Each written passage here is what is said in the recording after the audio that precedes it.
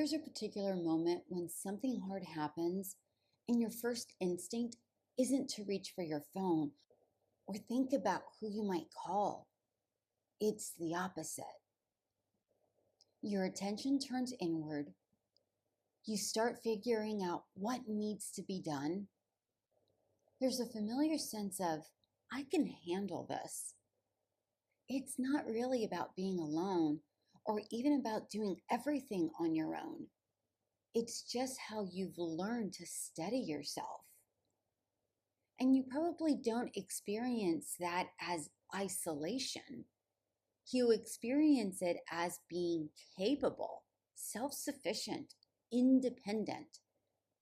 If that feels familiar, stay with me for a few minutes. A lot of us move through the world without expecting much help. Not because we don't value connection, but because needing too much once came with uncertainty. So we tend to handle things internally. We steady ourselves.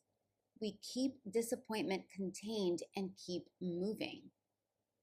At some point, independence stops feeling like freedom, and it starts to feel like something we're quietly responsible for.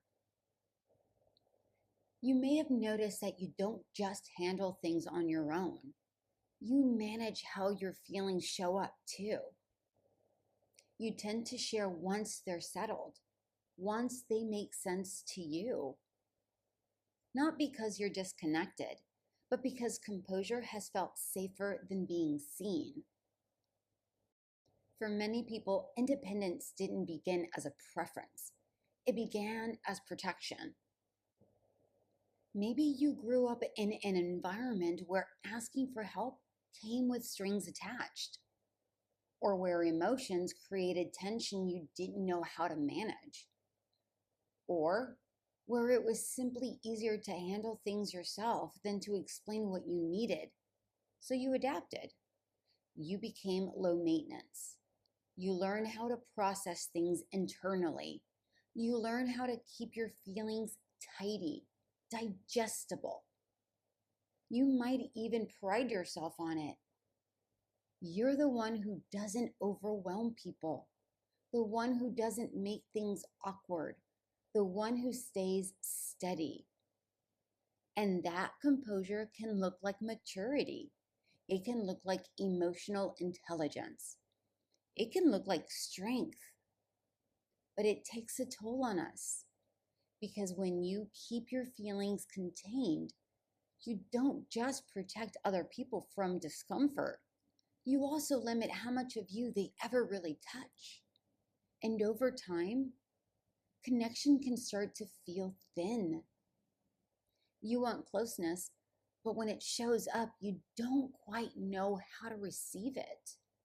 You want support, but the idea of someone seeing you in the middle of something feels strangely uncomfortable. So instead, you keep handling things. You keep managing. You keep editing yourself for the room. And you tell yourself you're fine. Here's the truth that often gets missed. Emotional self-containment isn't a personality trait. It's the price many people paid for independence.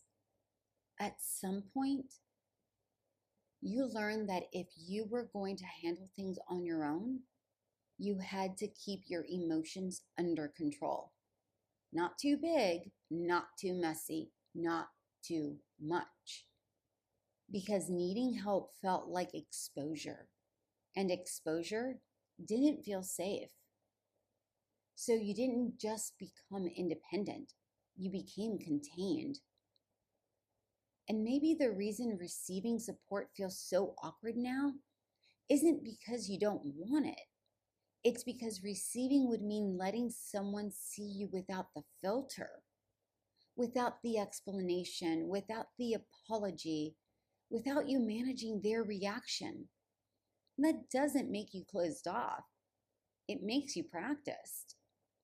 You weren't wrong for becoming this way. It kept you functioning. It helped you stay regulated. And you may not need to live like this anymore. Not because you're weaker now, but because the season has changed. If this pattern starts to loosen, what often comes up isn't relief right away. It's discomfort, because letting someone in means not knowing exactly how they'll respond. It means not having control over the moment. It means risking being misunderstood or seen in a way you can't edit. There can be grief here too. Grief for how little support you learned to expect. Grief for the effort it took to stay composed. Grief for the version of you who became known for handling things on your own. And there can be fear, because if you stop containing yourself, who holds you then? There's no answer you need to land on here. Just the noticing, the recognition that independence and containment were never about being distant. They were about self-protection. You don't have to suddenly need people. You don't have to open everything up. You don't have to change how you move through the world overnight. It's enough to notice where you've been holding yourself a little too tightly. It's enough to stop judging that instinct as cold, broken, or necessary. You learned how to survive. You learned how to manage. You learned how to keep going. And maybe now you're allowed to rest a little inside that. You don't have to know how to receive yet. You're allowed to pause here. If this stayed with you, you don't need to do anything with it.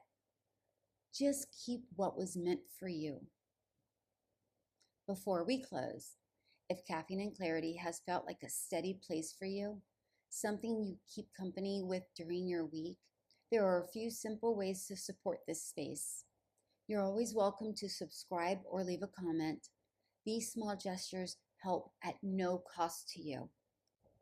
And if it feels right, there's also the option to donate or visit the shop and choose something that feels like it belongs with you.